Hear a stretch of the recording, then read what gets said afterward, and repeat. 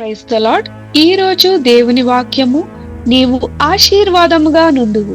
ఆదికాండము 12వ అధ్యాయము 2వ వచనము. నిన్ను గొప్ప జనముగా చేసి నిన్ను ఆశీర్వదించి నీ నామమును గొప్ప చేయుదును. నీవు ఆశీర్వాదముగా నుండువు. ఎవరైతే దేవుని యొక్క మాటకు లోబడి ఆయనకు విధేయత చూపిస్తారో వారు తప్పక దేవుని చేత ఆశీర్వదింపబడతారు.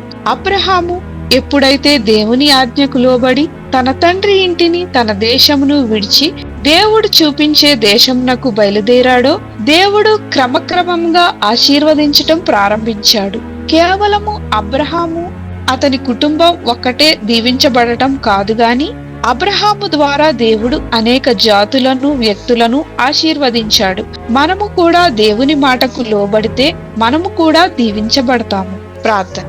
ప్రభువైన యేసు, మా జీవితాలలో నిన్ను మేము వెంబడించి నీకు లోబడి జీవించుటకు సహాయము చేయమని యేసు నామమున అడుగుచున్నాము తండ్రి. ఆమేన్.